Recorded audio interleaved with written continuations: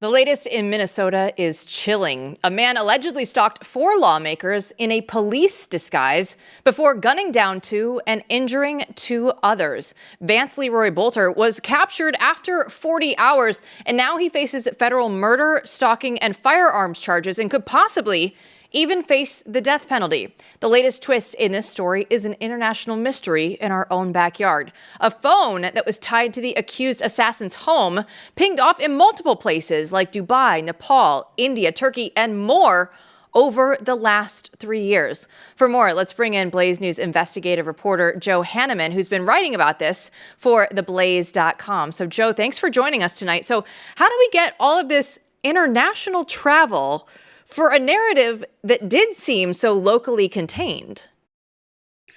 Well, it raises a lot of interesting questions. We're assuming, of course, this is probably his phone, considering how they use the geofencing to identify it. But, we do know that his work history did include some travel, but, and he did write about traveling to some places, but certainly not all of them that were on this list. And it raises a lot of questions as to, just exactly what those trips were for and what he was doing, if it was work related, personal. We just don't know yet. So, Joe, this is, by the way, great work that you're doing. People should go look at the articles that you've been publishing on this. But this wasn't a random shooting. I mean, we should just zoom out a minute before we go maybe back to this international travel. This wasn't a random shooting. This was methodical. This was clearly, in some ways, political, right? So give the audience your sense of, what the overarching story that we know is here now, and then what are the most striking aspects of it that raise questions? Well, it's just as a crime story, it is absolutely incredible. I mean, the evil that went into this, the planning, the stalking, the use of the disguise, the police uniform, body armor, was wearing a stun gun, but this, what they call them, hyper-realistic silicone. It's a mask, but it goes over the entire head. And these things are amazingly realistic. And in his case, he looked like something out of a horror movie. And, you can imagine him showing up at your door and pounding on it and saying it's the police. And then as the one state senator did open the door to him, and then they realized that this is not a police officer, and the terror that they must have felt when he pulled a weapon and started shooting them. So, I mean, from that standpoint, the meticulous planning that went into this, clearly a lot of forethought. He had a hit list that was in his fake police car. Most of the names on that list, if not all of them, were Democrats. Now in Minnesota, there's a strong Democrat presence in government. So we don't know, based on his writings or anything he's said to friends that has become public, if that is motivation. But he clearly targeted on that night 4 legislators.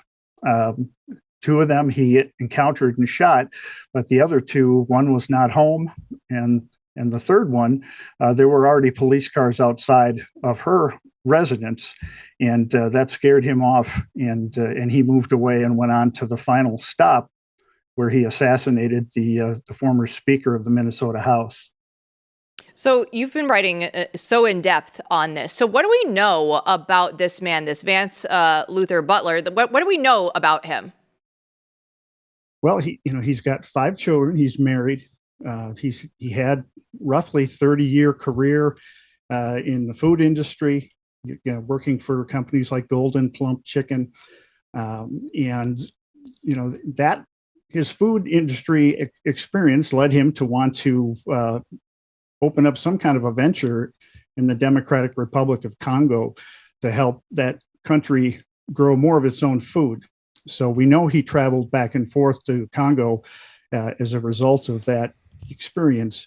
But within the past couple of years, he quit his normal job. He started out on some of these ventures.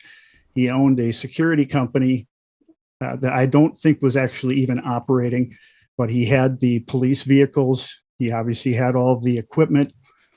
that he ended up using when he went on his shooting rampage.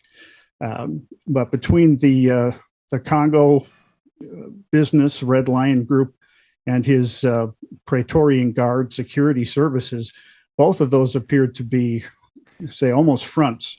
They were owned by him and his wife, and he may have been trying to do good with them, but they really were not what you would call a normal business. So I believe that he was having financial troubles, perhaps as a result of all of his travel, which must have been expensive, and he was not working full time. So, he was working a night job with a couple of funeral homes to try to make ends meet. So I think he was under a tremendous amount of pressure, but none of this would explain the level of evil that he is accused of. Joe, what's bizarre about this is, like, where's the through line? I mean, it feels as if we're missing a good piece here. But when you look at, you talk about putting together some couple of odd jobs. I mean, this guy's all over the place. I mean, it's a very strange mix of jobs and things that he's working on and obsessed with, all in one place. And yet he's not obviously completely out to lunch. I mean, he's functional, right? As a human being, he's doing a lot of different things at a fairly decent level. So what are some speculation that's going on about town about who this person was? Well, clearly he wanted to cause terror. I mean, he sent a text message to his family, a group text, and said, "Dad went to war last night." So he used the term war. So clearly he was engaging in warfare. He visited 4 homes that night. We don't know if he was hoping to get away and try to do this on another day. But something in him, I mean, I won't say snap because we simply don't know, but something caused him to want to, concoct this entire scenario. And, that's what's got everyone scratching their heads. His background is unusual. It's a lot of different things, but nothing that would explain this. And, of course, you've got people pointing fingers back and forth between the left and the right. I don't think this story is ever going to end up being that simple. He has not spoken publicly, and prosecutors haven't released anything that he might have said, except he did leave a letter in a vehicle that he was driving before he was captured that admitted to the shootings. He had written a letter to the FBI. So, but explanations are just not going to be easy to be had on this. There's just something inside this guy that caused him to do this. But his background, he comes from a good family. He grew up in Minnesota, southern Minnesota. His father was a legendary high school baseball coach. His brother played for the Minnesota Twins and was another Hall of Fame high school baseball coach. It seemed like a very good family. So, there's no obvious stuff. He doesn't have a track record of showing up at abortion clinics and railing against people or writing screeds to the local newspaper.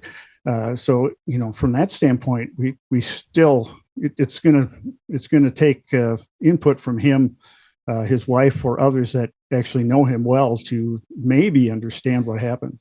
One thing I'm curious about in the time we have left is the media narrative around it, because that has been fascinating to me from the beginning. It seems as if, correct me if I'm wrong, because I'm very well maybe, but it seems as if the initial, claiming of he's right, he's left, has sort of died down. That you don't have people on the left, for instance, being quite as loud as this guy was, MAGA and proud, and he's on you guys. As the story comes out and it just becomes confusing. Is that right or too simplistic? Well, no, I think that's accurate. We did see finger pointing.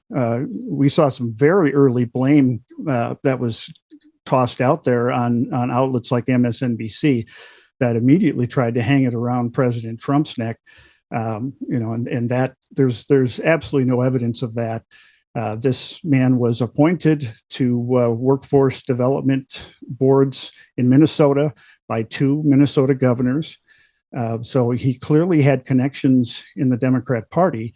Now, his longtime friend that he grew up with, David Carlson, said that he was a Trump supporter and a Trump voter.